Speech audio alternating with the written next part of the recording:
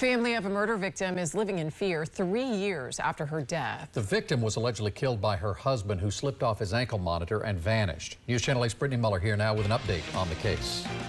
Keith, Jen, good evening. Heather Toledo's family is devastated, but today they focus on honoring and remembering her life by doing everything she loved to do. For Heather Toledo's family, it's been 3 years of waiting for answers. We just try to have fun. That's the best way to remember her. She was full of life, full of fun, loved to just laugh and play jokes, and so that's what we do.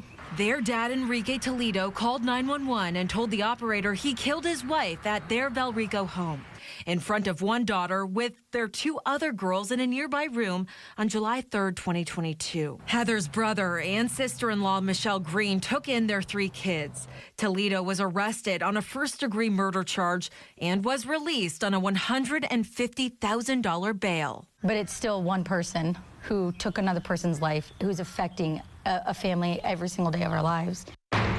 But the night before a hearing to revoke the bond for violating a no-contact order with his kids, Toledo allegedly cut off his ankle monitor and vanished. Where do you believe he could be? Literally anywhere. Green continues to call for accountability as she feels mistakes were made. Just to even get bond in general, number 1 mistake, right? His ankle monitor being cut off and no one being notified for 14 hours. Number 2 mistake, right?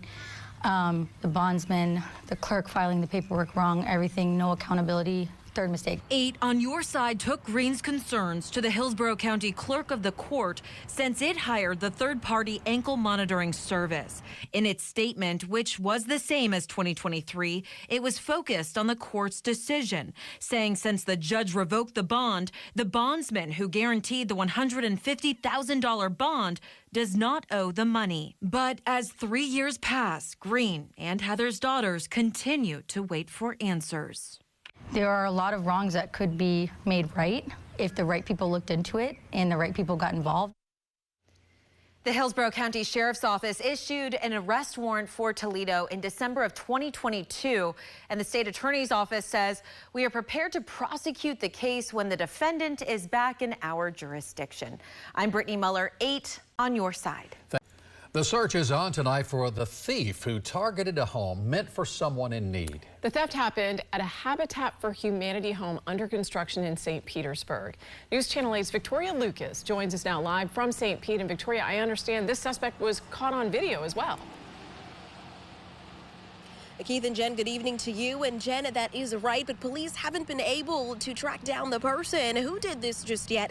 And to make matters worse, the homeowner, we're told, is supposed to close in on the house this August. But now that may change.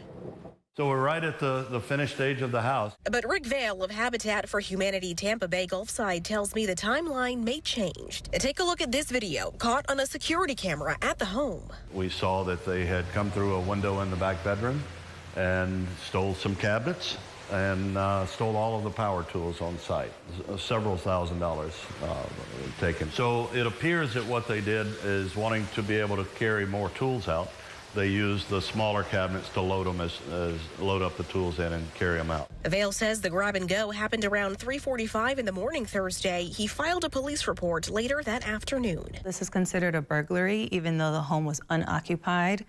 Due to the amount of things that were taken from the home, we're looking at like over $3,000 worth of products that were taken. The funds that Vale says will need donations to get back. To top it all off, the unfinished home is part of the organization's Veterans Build and is supposed to go to a veteran to close in on this August. It could possibly delay the homeowner moving into her home. She's not even in the home yet and already having concerns about her safety and things like that. And police say it's still too early on to provide any details on the suspect. And, we're told that if anyone at home has any information, they're asked to contact St. Petersburg Police. And we have information for you to do so on our website, WFLA.com. Keith and Jen, back to you.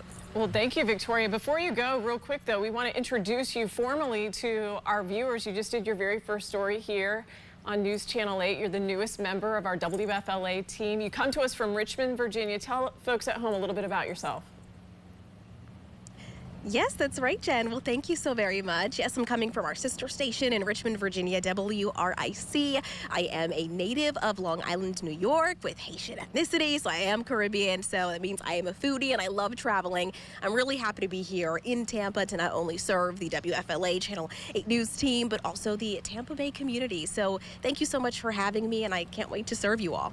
Well, looking forward to all your reports. Thank you so much, Victoria, and we're glad you're getting struck by lightning or something. I know, we heard the thunder, so go. As you were out go there. Inside now. This is her sparkling personality. Yeah, this is tracking lightning. All right, thank you. Better Call Beacon is getting results for a Pinellas County woman and her elderly father. The daughter raised concerns earlier this week about unreliable medical transport rides paid for by her father's Medicare insurance. She knew she'd better call Beacon, and 8 on Your Side consumer investigator Shannon Beacon joins us now in studio with the update. Keith, Jen, this woman's story struck a nerve with many of you, not only because of the missed doctor's appointments, but also because an elderly woman was delivered in error to the wrong house. Ronette Hall is a caregiver for her father, Ron, a veteran with cancer. They depend on insurance coverage for medical transports paid for by Medicare. Ron must go from his bed to a stretcher, then loaded into a van. But recently, Ronette says those rides have been unreliable, causing her father to miss appointments. Last week's ride started out late, and then an elderly woman was delivered by mistake to their living room, and Ron missed his appointment again. After calls from me, Ronette tells me the owner of Miami-based Ride 2 MD called her to apologize and offered an upgraded level of treatment for his future rides. That's a great load off my head and my shoulders. I'm grateful. Are you confident now that when you order the ride, it's going to come and they're going to be equipped to take your dad to the office? I'm confident. I hope it stays that way. My dad is a human. He needs the help. He served this country. He has put in his time at work. You know, he worked for the West Company for 25 years. He put in his time. Yeah. He's deserving of good treatment. It's only fair. Ronette tells me she was told her father will now have a transport staff member to stay with him at all times, so he won't have to be removed from his stretcher while he visits the doctor.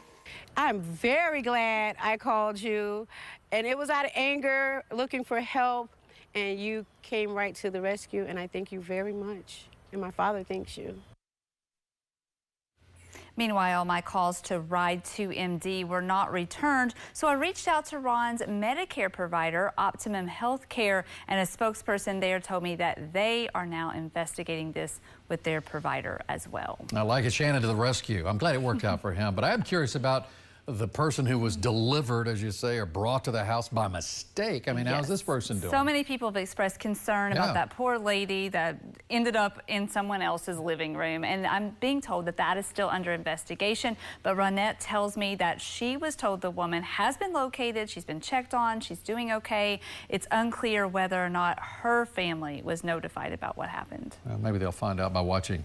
Perhaps. All right. Thank you, Shannon. Traffic stop has sparked change at the Bartow Police Department. A local pastor says he was racially targeted, and now city leaders are modifying their policies and issuing a public apology. News Channel 8's Georgia MacArthur joining us live with details on what happened after speaking with the pastor and the city.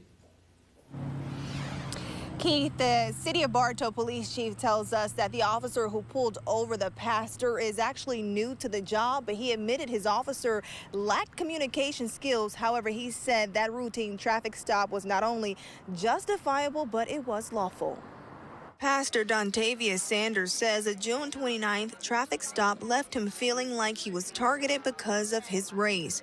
Police say he was stopped because his tag light was out and his window tint was measured at 3%, far darker than Florida's legal limit of 15%. Our officers observed a vehicle going east on Main Street here in Bartow. They noted that the tag light was not functioning in the vehicle. Based upon that, they initiated a traffic stop. Sanders says the stop escalated and made him feel threatened by officers' tone in a K-9 search. Tag light, I have no issue with a tag light being out. Everything after that just not seemed justified. During a community gathering, the Bartow police chief apologized to Sanders, acknowledging communication issues and announced changes to policies on K-9 searches. I want to say to Pastor Sanders, I apologize. He was treated anyway with any less respect than the utmost respect. I was, yeah. And I apologize for that. I've ordered an investigation. I reached out to you as soon as I was made aware of it through Mr. Carver to try to set up a meeting. Because I do care, and I care about our AT, I care about our city. City Manager Mike Kerr says officer training is being improved to help police better handle sensitive situations. Working with all of our officers to do a better job with respect to sensitivity and to recognize that, hey, look, there are certain situations that people of color react to, and we need to do a better job of communicating. Pastor Sanders says he hopes changes will follow, but says the impact of that night still weighs on him. I want to see it in action. The way I felt, the pain, the humiliation, it's going to take more than words for me. And what a moment between the police chief and that pastor. The police chief says an internal investigation remains open. He says they're going to continue to rebuild the public's trust as well as police trust. He also wants the public to know his door remains open. Reporting live in Bartow, I'm George MacArthur. 8 on your side. All right, well, party's already underway as people celebrate Independence Day. There's a parade wrapping up right now as we speak in Temple Terrace. 8 on your side's Nicole Rogers is there live. She looks very festive. Nicole, how are things? It is just absolutely phenomenal here in Temple Terrace. This is a big day. I'll step out of the way and show you behind me. You can see they're sort of wrapping up towards the end of the parade. Now, we're at Temple Terrace Elementary School. This is where it ends. And we have some people that are sort of walking through, but this is the 50th year that they are putting on this parade, and actually the 100th year here in Temple Terrace. I know, so my dad was a firefighter here in Temple Terrace as I was growing up, and so I grew up in Wesley Chapel, but I went to this parade like every year as a kid. And it's so funny because as I'm standing here reporting and everything, people keep stopping and being like, I haven't seen you since you were like a pea size. And it's so funny. I pulled up a picture so you guys can see. This is me and my mom from 2008 in this parade. It is just so much fun. We got to talk with all the police. We got to talk with firefighters. Here's another photo. We actually saw Senator Jay Collins here today. He was walking through. Guys, I tried to match this USA with a sticker today on my cheek, but it didn't work out. It fell off very quickly. I want you to get the face painting. But I mean, I want you to get the face painting. If there was someone here that would paint it right here, I'd be so down. And I'm glad to see, Nicole, that it looks like the rain stayed away from that area for the parade to go through as planned, huh? It really did, and I was telling them, I was like, guys, there's hope. Yesterday, I was in Lakeland, and it looked like it was going to pour, and it didn't. And honestly, I mean, it's really humid, which makes it feel a lot hotter than it is, but, I mean, the sun is really covered by these clouds, so it's really nice. It's not too hot for everybody walking down. Now, Nicole, you've been going to this since you were a little girl. How have you seen it change and grow from then until now? Well, first of all, the things that you see around, the buildup of Temple Terrace definitely has changed, but also the amount of people. Now, this year, I will say, hi, guys. This year, I will say, there are definitely less people, I think, because of the rain. Everybody was expecting it to pour, but over the years, it has gotten bigger and bigger and bigger. It's always led by the police and then the firefighters. We love them, and then followed by, we have the mayors, we have senators, we have the city councilmen, we have so many people, but this grows every year, and it really gets better and better, in my opinion. Well, we are going to leave you to it. I expect next time I see you to have that American flag just painted right on, tattooed, stickered, whatever you need to do, girlfriend. I'll have them, I promise. All right, Nicole, thank you so much for that. And meanwhile, on this Independence Day Eve, the city of Lakeland lit up the sky as thousands of people celebrated the 4th of July one day early. This year marked the 25th year the city hosted the event. News Channel 8's Nicole Rogers joins us now live along Lake Mirror, where the fireworks show just wrapped up. Nicole, loving the headband, but tell us, did this live up to the hype? What an event, especially the finale of the fireworks show. You could hear people cheering from a mile away as they rang in 4th of July just a few hours early. It was a display to remember as people of all ages gathered around Lake Mirror to ring in the 4th of July. So how many years have you been coming here for? About 11 years. 11-year-old Aubrey Brown has been coming to Lakeland's Red, White, and Kaboom celebration since she was a newborn. She says there are two main things that bring her back each year. I'm spending time with my family and seeing the fireworks. I come here every year. Callie Peace, decorated in glitter and red, white, and blue, has been attending the event since she was a little girl. She was happy to see the beautiful firework display yet again. I get to just hang out with my friends and watch the pretty fireworks. Across the street from Lake Mirror, the Makers Market brought plenty of food options, like Dom D'Agostino's meatball sub. Everyone here is a maker in a sense. You know, we all make our own products, everything we make, and then sell into the community. D'Agostino showed us exactly what went into his creations as he fed some of the thousands of people walking by. I do scratch-made food and curated ingredients. It's Dominic's. Tonight we have meatballs marinara sauce, sausage, peppers, and onions, but that's my specialty is the meatballs and marinara sauce. But outside of the delicious food and fireworks show, patriotism filled downtown Lakeland Thursday night. I love America, always support. We get to celebrate the people who fought for our country. For more information on this weekend's fireworks shows across the Tampa Bay area, just head to our website, WFLA.com. In Lakeland, Nicole Rogers, 8 on your side. This is the 17th year of Operation Dry Water, and local, state, and federal law enforcement agencies are partnering together to prevent boating under the influence. Boating is popular year-round in our state, but especially over the 4th of July holiday. Law enforcement says rain or shine, boaters need to stay sober on the water. We can be a little grateful for the weather. It'll probably discourage a lot of people from being out there and equating the B for boating with the B for beer or booze.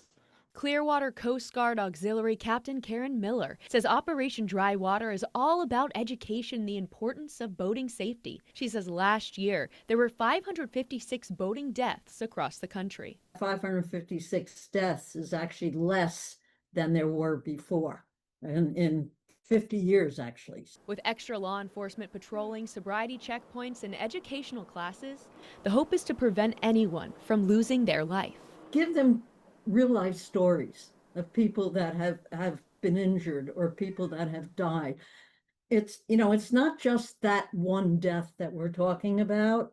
It has to be expanded. They have brothers, they have sisters, they have mothers, the fathers, children, grandchildren. Operation Dry Water runs through the weekend. For more on this campaign, head on over to WFLA.com. In Tampa, I'm Alessandra Young, 8 on your side.